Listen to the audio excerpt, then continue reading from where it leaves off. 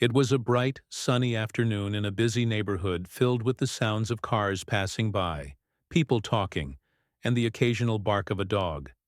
The streets were lively, with children playing nearby and adults rushing to their daily tasks. In the middle of all this hustle and bustle, a young black boy named Marcus was walking home from school. Marcus was about 12 years old, with a friendly smile that seemed to light up his whole face whenever he saw someone who needed help. He was not tall, but he moved with confidence and kindness in his heart. As Marcus walked along the sidewalk, his eyes noticed an elderly woman standing near the edge of the busy street. She was small and frail, with silver hair neatly tied back and wrinkles that told stories of a long life full of experiences. Her hands gripped a worn-out cane, and she looked around carefully, trying to find the right moment to cross.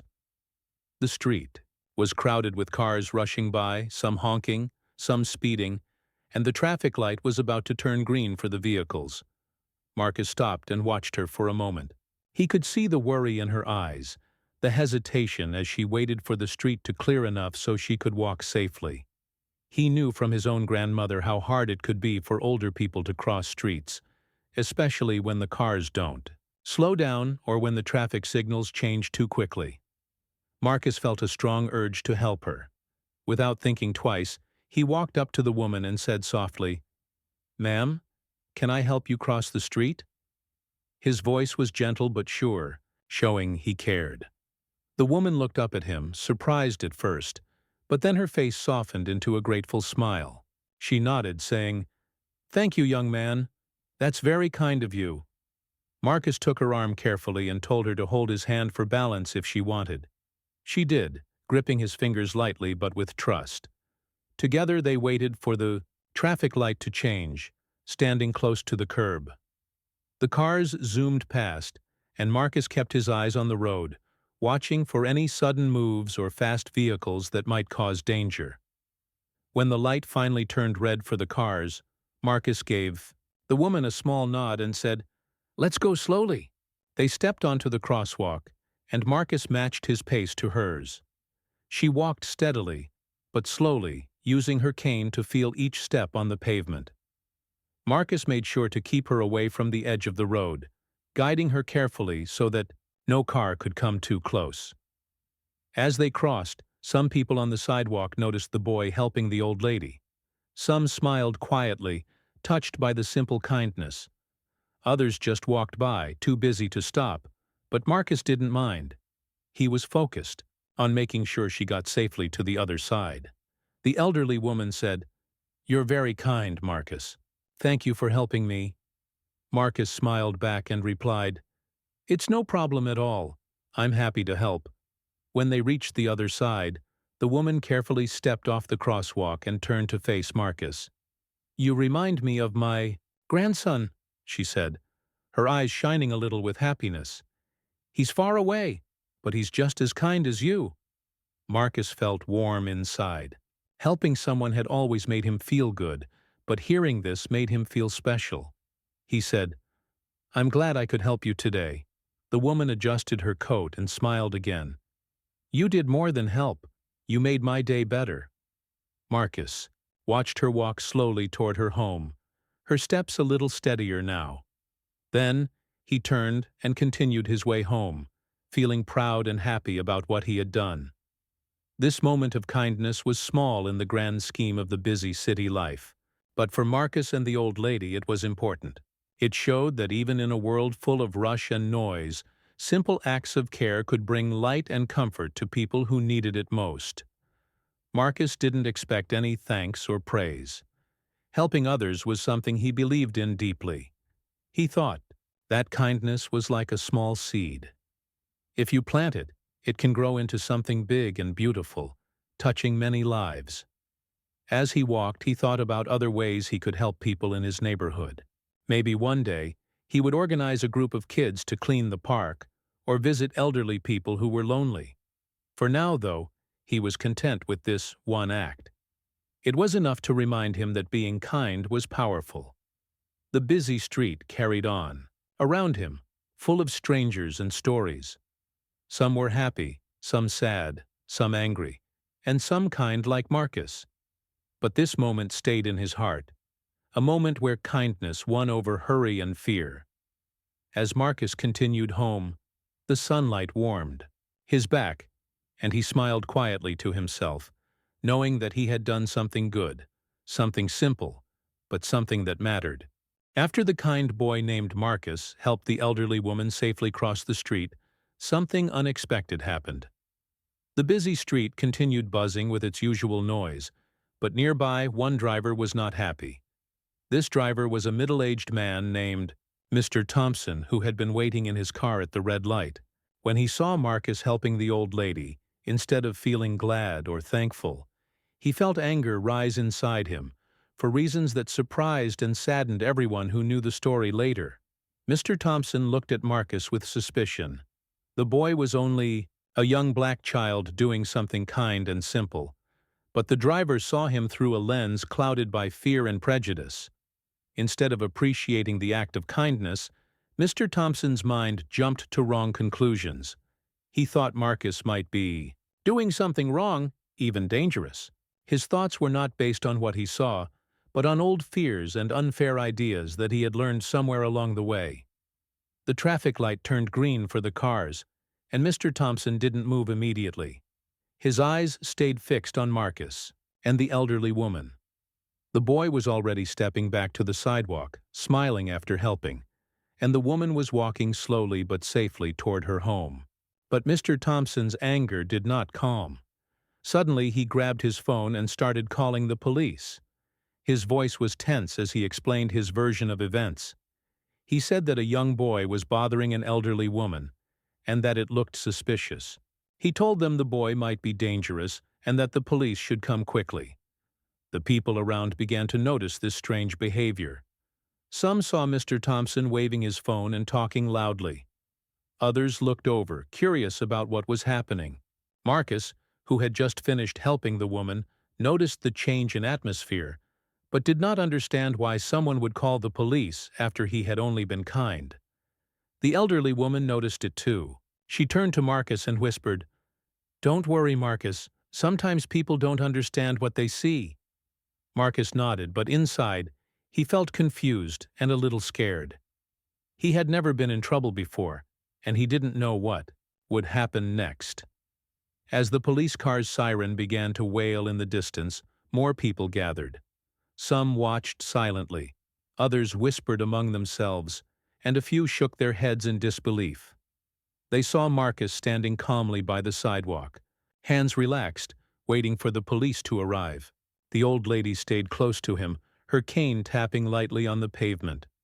The moment was tense. The community around them was starting to feel the weight of what was about to unfold. Marcus had simply helped someone, nothing more, but now his kindness was being questioned by a stranger's unfounded fear. When the police arrived, 2 officers stepped out of their car. They approached Marcus and the elderly woman carefully but professionally. One officer spoke first. "Hello, son. Can you tell us what happened here?" he asked gently. Marcus looked up at the officers with honesty in his eyes. "I just helped this lady cross the street," he said simply. "She needed help, and I wanted to make sure she was safe." The elderly woman nodded and smiled. "He was very kind," she said. "He helped me slowly across the road, making sure no cars came too close. I'm thankful for his help." The officers looked at each other, hearing the boy's calm voice and the woman's confirmation. Then they turned to Mr. Thompson, who had come forward. "Sir, can you explain why you called us?" one officer asked. Mr. Thompson hesitated but then repeated his claims. "I saw the boy near the woman, and it looked suspicious to me. I thought maybe he was bothering her. I just wanted to make sure she was safe." The officers listened carefully, then looked at the boy and the lady again. Their expressions changed from doubt to understanding. The scene did not show any sign of trouble. The boy's behavior was respectful and kind. The woman looked calm and happy. There was no evidence of any wrongdoing.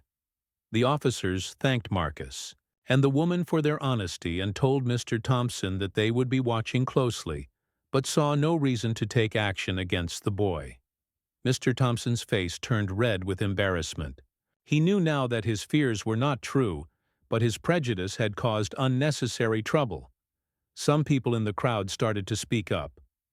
"Why did you assume the worst just because of his skin color?" a woman asked loudly. "He was just helping." Others nodded and expressed their disappointment in Mr. Thompson's behavior. Many whispered about how wrong it was to judge someone so quickly without knowing the facts. Marcus stood quietly, feeling a mix of relief and sadness. Relief because the police believed him and the old lady, but sadness because someone had called the cops on him just for being who he was. The elderly woman took his hand and said, "Don't let this change you, Marcus. You have a kind heart, and that is what matters. Some people don't understand, but you keep being good." Marcus smiled at her and promised, "I will." After the police left, the crowd slowly began to disperse. Marcus continued his walk home, but the incident stayed with him. He thought about how important it was to help others, even when some people don't appreciate it. He wondered why some adults let fear and hate change how they see innocent acts of kindness. That day, Marcus learned something difficult, that not everyone will see kindness the same way, and sometimes people's wrong ideas can cause hurt. But he also saw something hopeful, the power of truth and honesty. The police listened, and the old lady spoke the truth. The people who watched saw what really happened. Marcus decided that he would never stop helping others, no matter what. He believed that kindness was stronger than hate. Even when someone misunderstood him, he knew he was doing the right thing. The incident with the racist driver became a story that some people talked about for days. It reminded the community about the unfairness that some people face just because of their skin color. But it also reminded them of the strength of kindness, courage, and standing up for what is right. Marcus's simple act of helping an old lady was meant to bring her safety and comfort. Instead, it brought a moment of conflict, but also a moment of learning for many. It showed that kindness can sometimes meet with hate, but kindness is worth keeping alive. Marcus walked home that afternoon thinking about the future. He thought about how he wanted to help more people and maybe change some hearts. He felt brave and strong inside, knowing that his kindness was important, even when others didn't understand it.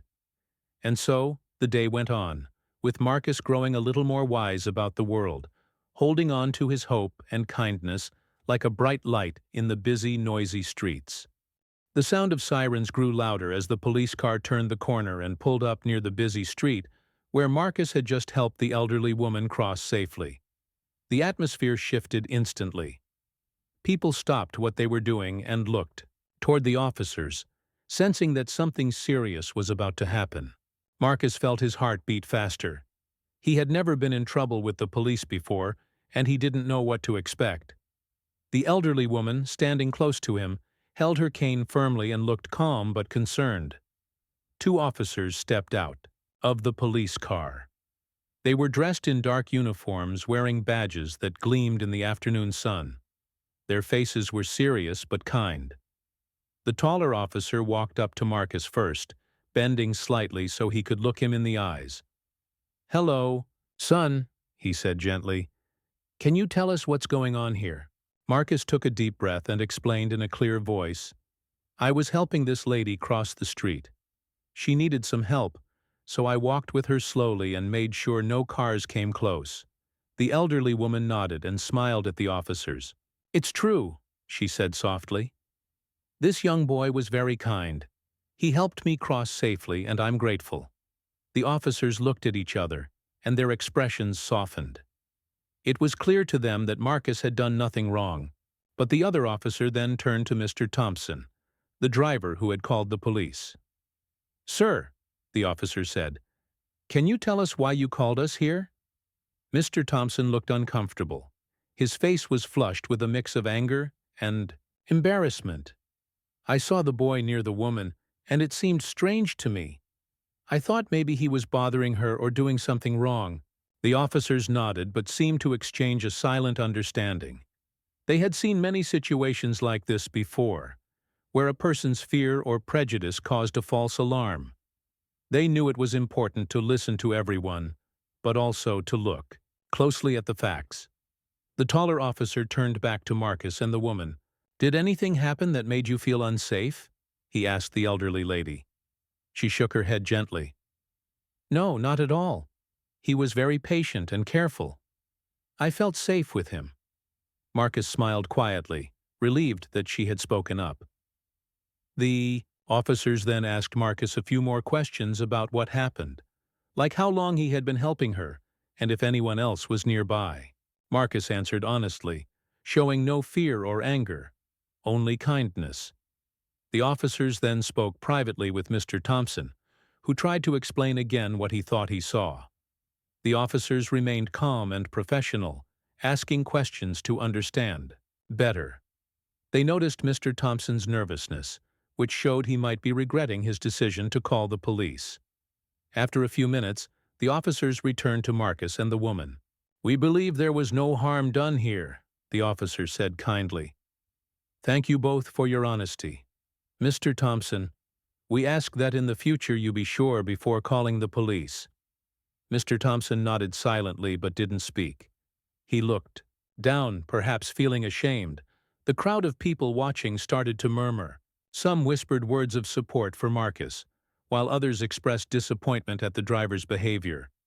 A woman nearby said loudly, "Why would you call the cops on a boy just helping someone?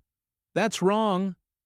Others agreed, shaking their heads or speaking quietly among themselves about how unfair the situation was. Marcus felt a mixture of emotions. He was glad the police had seen the truth, but he was also sad that a simple act of kindness had been questioned because of who he was. The elderly woman squeezed his hand and said softly, "Don't let this change you. You are a good boy." Marcus nodded, feeling comforted by her words. As the police prepared to leave, one officer knelt down beside Marcus and said, "You did the right thing, son. Keep being kind and brave." Those words warmed Marcus's heart. The officers got back into their car and drove away, leaving behind a quiet street once again.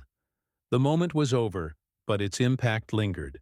Marcus knew that not everyone would understand his kindness or see him as he really was, but he also knew he had the support of the woman he helped and the truth on his side.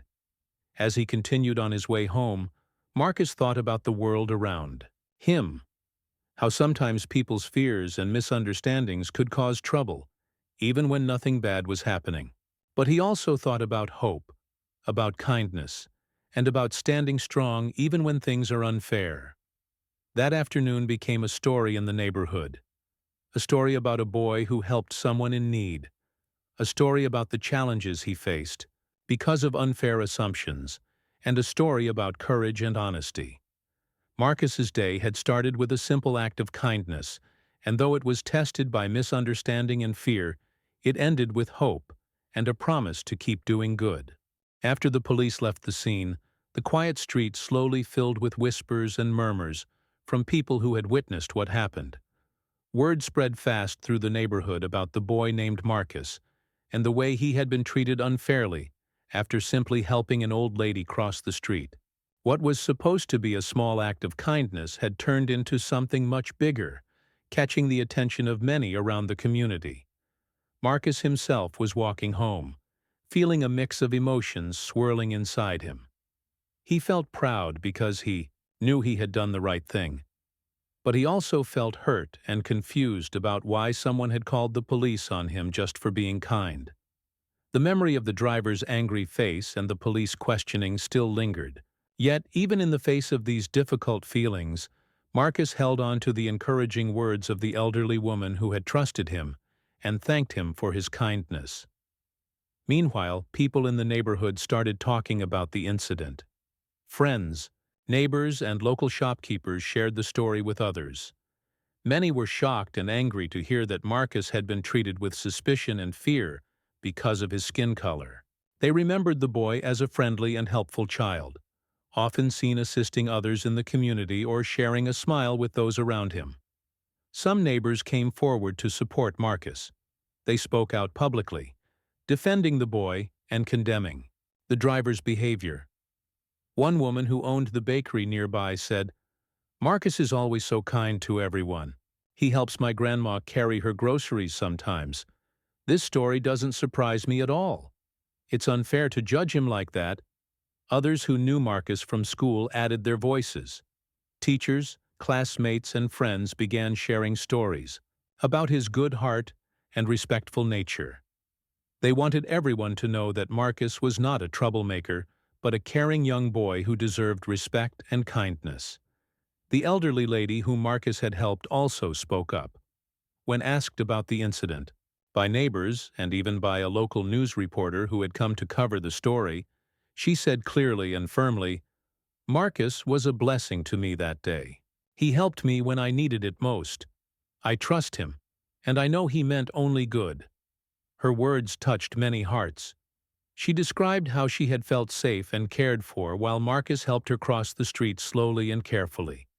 She said she hoped the community would stand with Marcus against the unfair accusations.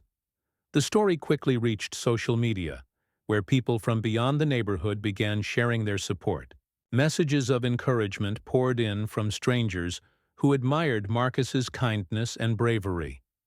Some posts criticized the driver for his racist assumptions and praised the police for seeing the truth. Local community leaders also got involved. They organized meetings to discuss the incident and what it meant for the neighborhood. They talked about the importance of kindness, respect, and understanding, especially in a diverse community.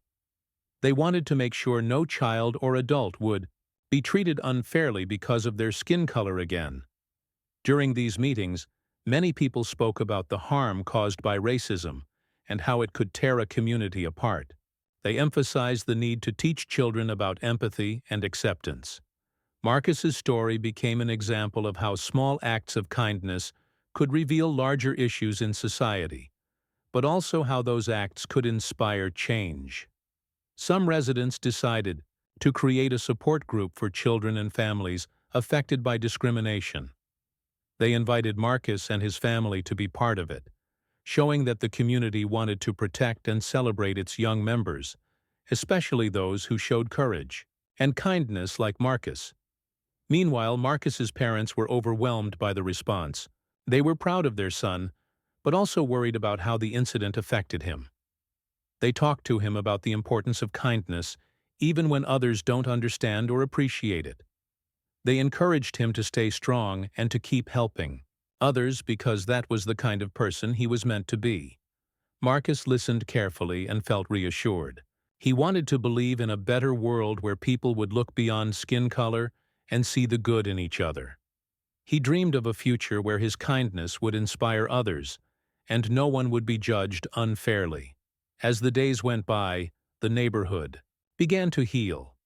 People who had been upset about the incident started working together to make their community more welcoming and understanding.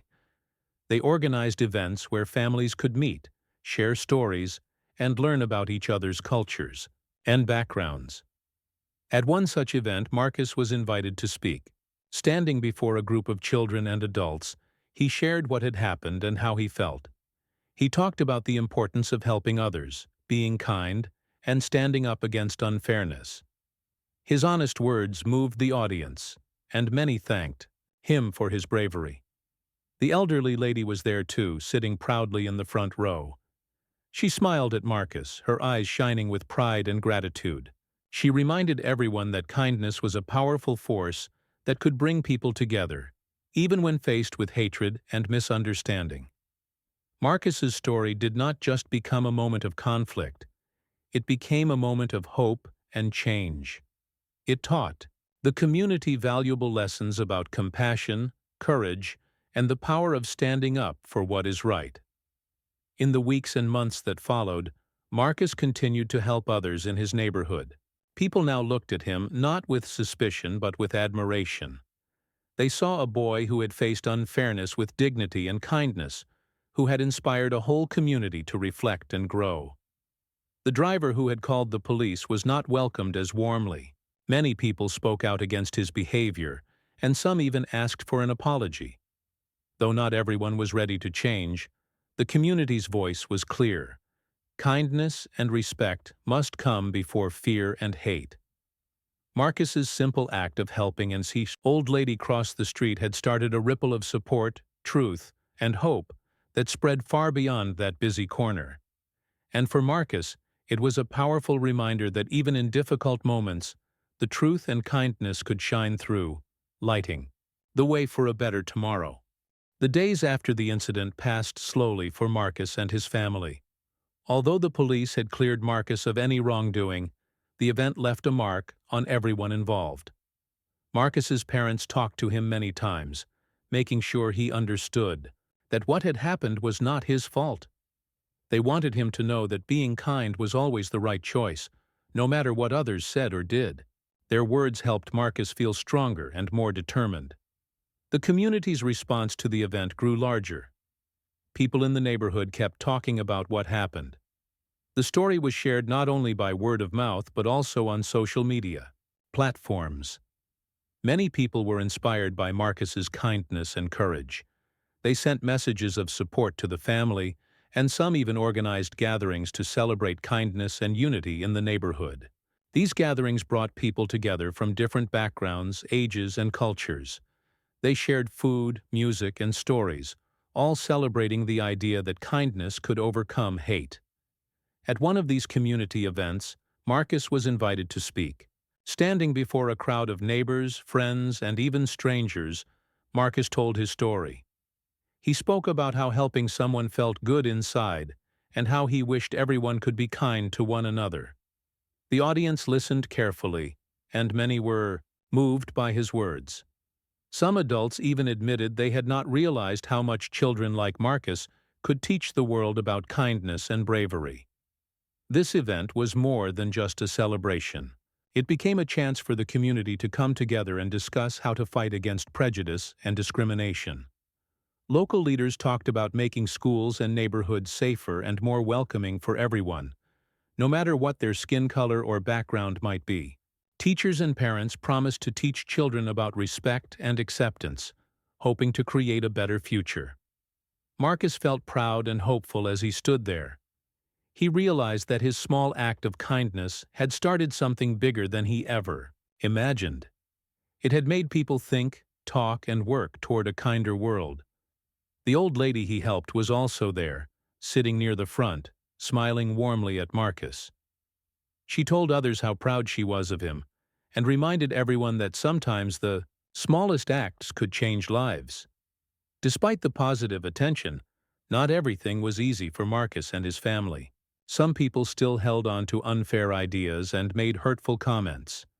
Marcus sometimes heard whispers or saw looks of suspicion when he walked down the street. These moments were difficult, but he learned to face them with patience and courage. His parents taught him that change often takes time and that being kind even when others are not is a powerful kind of strength. At school, Marcus's teachers noticed his growing confidence. They praised him for his bravery and kindness and encouraged other students to follow his example. Marcus joined a club focused on helping the community, where he could meet other kids who also wanted to make a difference. Together, they organized cleanups, helped neighbors with errands, and visited elderly people who needed company. Marcus's story spread beyond his neighborhood. A local newspaper wrote an article about him, calling him a young hero. The article told about the day Marcus helped the old lady, the misunderstanding that followed, and the community that came together afterward. It also highlighted the importance of standing against racism and supporting one another. The newspaper story caught the attention of a local television station. A reporter asked to interview Marcus and his family. The interview was a chance for Marcus to share his message with even more people. He talked about kindness, courage, and never giving up, no matter how hard things might seem. Many people who saw the interview sent messages saying they were inspired to be kinder and more understanding. Through all this attention, Marcus stayed humble. He said he was just a boy who wanted to help others, but those around him knew he was much more, a symbol of hope and change in a world that sometimes struggled to accept differences. One day, Marcus's parents sat with him to talk about what he wanted to do in the future. Marcus thought carefully and said he wanted to help people all his life. He dreamed of becoming someone who could make big changes, maybe as a teacher, a doctor, or a community leader. But no matter what he chose, he wanted to remember the lesson he learned that day: that kindness is powerful and can bring people together. The old lady Marcus helped continued to visit him and his family. She became like a grandmother to Marcus, sharing stories and wisdom. She reminded him often that kindness was a light in the darkness and that he should never stop shining. As months turned into years, Marcus grew up with the memory of that day always in his heart. It shaped who he was and how he treated others. The neighborhood became a friendlier place because of the lessons learned from his story. People worked harder to understand each other, breaking down walls built by fear and prejudice. Marcus's experience showed everyone that even the smallest act of kindness could be powerful enough to change hearts and minds. It was a story of courage, hope, and the belief that people could be better, if only they chose to be. And so Marcus continued to walk his path with kindness leading the way, ready to help anyone in need, no matter what challenges he faced. His story became a reminder to all that kindness can light up the darkest days and bring people together in the most beautiful ways.